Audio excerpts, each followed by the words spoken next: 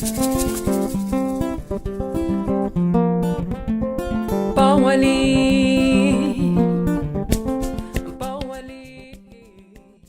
et bienvenue dans ce nouveau numéro d'Abobo Autrement, votre plateforme d'échange et de rencontres avec des personnalités engagées dans le développement local et porteuses de valeurs entrepreneuriales. Nous sommes aujourd'hui avec Touré Lamine, avec qui nous allons parler de l'implication de la jeunesse dans le développement local. Bonjour Touré. Bonjour Miss Aimé. Pour toutes ces personnes qui ne te connaissent pas, tu peux nous dire qui est Touré Lamine? Ok, Touré Lamine, c'est le nom à l'état civil, mais plus connu sous le nom de chairman, jeune entrepreneur, interprète, professeur dans une école internationale. Leader d'opinion aussi. D'accord. Parlons d'être jeune, de jeunesse. C'est quoi pour toi un jeune? Un jeune pour moi, c'est la réunion de l'âge de l'enfance et l'adolescence. Pour moi, la jeunesse, c'est ça. Généralement, en Côte d'Ivoire, ici, on a une tranche d'âge quand on a assimilé cette jeunesse à cette tranche-là, c'est-à-dire de 16 ans à 35 ans. Et pour ces personnes qui disent qu'être jeune, c'est un état d'esprit. Je suis dans la même vision que cette personne. Être jeune, c'est un état d'esprit. Pourquoi? Le jeune doit être responsable, formé, pour pouvoir relever tous les défis qui se présenteront en elle, en fait. Mais pour que la jeunesse puisse relever tous ces défis, comme tu le dis, comment elle doit être? Pour pouvoir relever ces défis, ça doit être une jeunesse bien formée, une jeunesse en laquelle les autorités auront plus confiance, une jeunesse vraiment qui pourra être habile à la technologie, une jeunesse qui pourra vraiment se concentrer ou s'intéresser à tout ce qui l'entoure concernant l'environnement. Pour moi, c'est un peu ça. En gros, une jeunesse qui... Plus responsable. Plus responsable. Oui, c'est ça. Et à quel moment la jeunesse prend conscience de ses responsabilités? Du moment où, aujourd'hui, parlons du développement local, tous les projets que nous voyons dans notre commune, ces projets sont faits pour que cette jeunesse puisse être vraiment au rendez-vous du développement, disons de l'émergence. Donc, à partir de ce moment, en sachant que ces autorités iront et laisseront la place à une jeunesse vraiment forte, dynamique, je pense que c'est le moment de pouvoir s'intéresser à tout ce qui concerne l'administration et vraiment être un acteur de développement qui pourra vraiment être euh, bénéfique pour la commune d'Abobo. Là, nous sommes à Abobo. Oui. Et de quoi la jeunesse a-t-elle réellement besoin pour être un acteur dans le développement local? La jeunesse a besoin d'une bonne formation. La jeunesse a besoin de la confiance des autorités. La jeunesse a besoin des moments d'échange entre les autorités. Essayer de comprendre pourquoi est-ce que nous ne ressentons pas trop cette jeunesse-là. Voilà, vraiment, les autorités doivent vraiment avoir des moments de dialogue avec cette jeunesse pour pouvoir comprendre les besoins. Il peut arriver des moments au niveau de nos différentes associations et autres, nous avons bien envie de mener des actions, bien envie de faire des activités, mais le manque de moyens financiers, souvent même le matériel nous manque. Donc vraiment, si nous n'avons pas vraiment des moments d'échange avec ces autorités pour pouvoir les soumettre ces besoins, on veut vouloir bien faire les choses, mais sans l'aide de ces personnes, ça risque d'être un peu compliqué.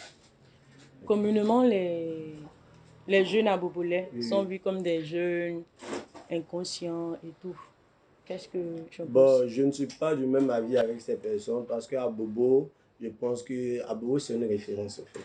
Voilà, c'est la référence, c'est une référence positive. À Bobo, nous avons des travailleurs, des bosseurs, des personnes qui sont mieux formées et des personnes même prêtes à pouvoir relever tous les défis de la jeunesse. La preuve en est que à Bobo ici, nous avons des exemples que je pourrais même citer. Voilà. Je pourrais même citer des exemples voilà, comme Adam Mandeiko, qui est une référence aujourd'hui dans le monde humoristique.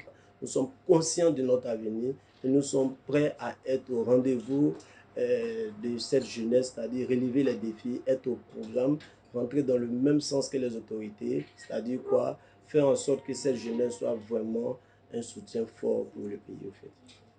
Parlons de l'aspect politique. Oui, oui. Est-ce que, pour toi, le jeune doit forcément faire partie d'un parti politique pour pouvoir être acteur? Le jeune n'est pas obligé de faire partie d'un parti politique pour être un acteur de développement. Déjà,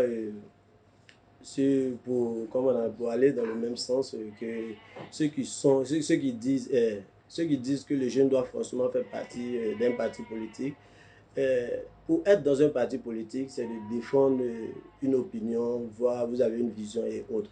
Alors, dans notre cas, au niveau de la commune d'Abobo, nous avons plusieurs partis politiques, au niveau même de la Côte d'Ivoire. Mais Abobo est vu comme, comme on aime bien le dire, la CEDEAO. Donc, nous avons besoin de toute la jeunesse abolaise, sans parti politique. Nous avons la même vision. Comment redorer l'image de notre commune avec nos actions que nous allons mener sur le territoire abobolais. Donc nous sommes une jeunesse responsable, nous sommes une jeunesse engagée, et nous sommes une jeunesse vraiment qui continue de se former encore pour pouvoir mieux servir les années à venir.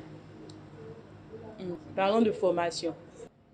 Toi, en tant que responsable d'ONG et autres, quelle action tu as déjà menée pour emmener cette jeunesse-là à sortir on va dire, de son trou? Étant responsable d'associations ONG, dans un premier temps, j'aimerais que les Aboulais soient informés que nous menons plusieurs actions. Déjà, je dois signaler que je suis membre du bureau du CNJ communal Question à Bobo, à la commission leadership égalité des sexes. En fait. Nous formons les leaders d'opinion de la commune d'Abobo. Parce que pour être un leader, on a besoin d'une bonne formation. Le leader, c'est celui qui dirige un groupe.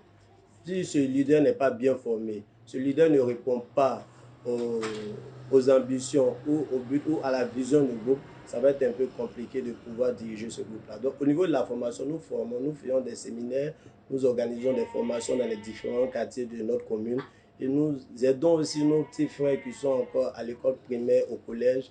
On passe dans les lycées et collèges pour pouvoir donner des formations, pour pouvoir les apprendre comment est-ce qu'il faut faire, comment ne pas faire des congés anticipés, pourquoi est-ce qu'on va à l'école, après les études, qu'est-ce qu'on doit faire vraiment. On essaie de partager notre petite expérience avec les plus jeunes pour que demain aussi, ils puissent rentrer dans le même bain que nous, ils puissent avoir la même vision que nous pour pouvoir développer notre commune. Est-ce que ces formations touchent aussi cette tranche-là qui n'est pas forcément partie à l'école?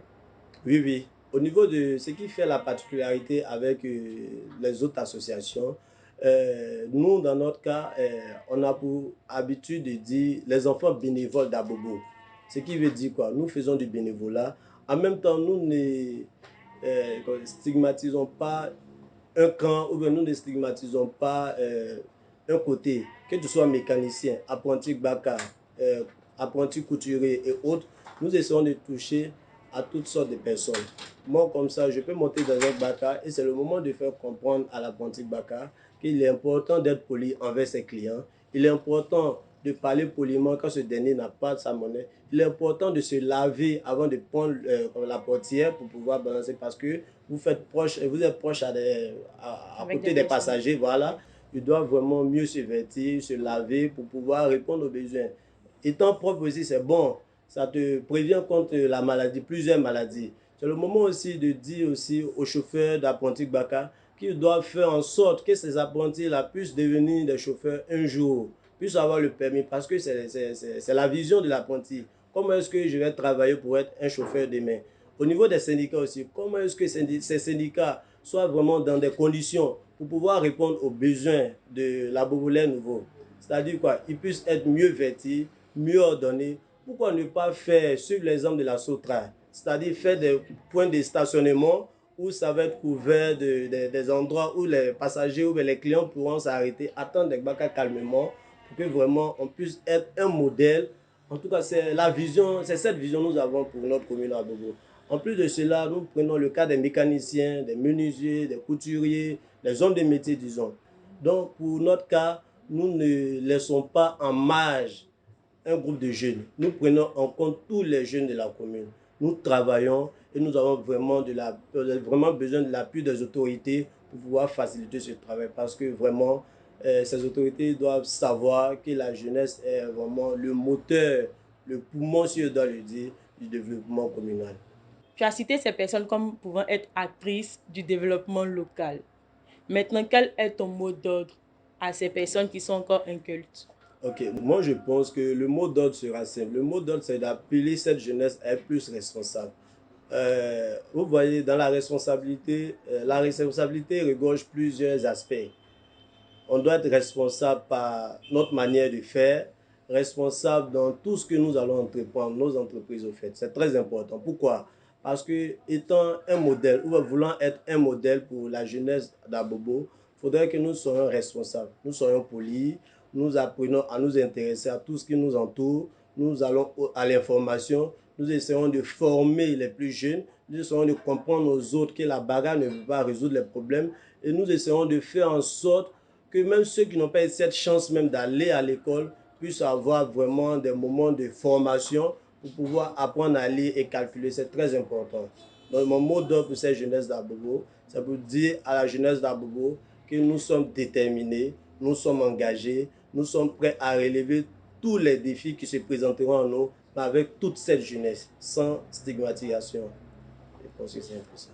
Et tu as des remerciements particuliers? Bon, au niveau des remerciements, tout d'abord, je dois remercier mon frère, mon leader Yeri, qui est l'initiateur de ce projet. Je suis vraiment content. Je remercie Yeri avec toute son équipe. Je remercie toutes les personnes qui vont nous suivre parce que c'est important. Dans les années passées, on n'avait pas cette chance de pouvoir s'exprimer. Vu l'évolution de la technologie, nous pouvons faire passer des messages, faire comprendre aux uns aux autres que nous avons des ambitions et nous voulons vraiment que cette jeunesse au niveau de notre commune puisse vraiment être une jeunesse qui soit vraiment à l'aise professionnellement, dans la vie même active. C'est très important. Donc je remercie les autorités de la commune aussi, avec tous les leaders d'associations de notre commune. Je vous remercie. Merci à toi. Merci. Eh bien, chers Abobolais et Abobolaises, comme vous l'avez remarqué, on peut être jeune et être acteur du développement local. C'était Abobo autrement. À la semaine prochaine. Même heure, même plateforme. Et surtout, ne l'oubliez pas, le savoir, c'est le pouvoir.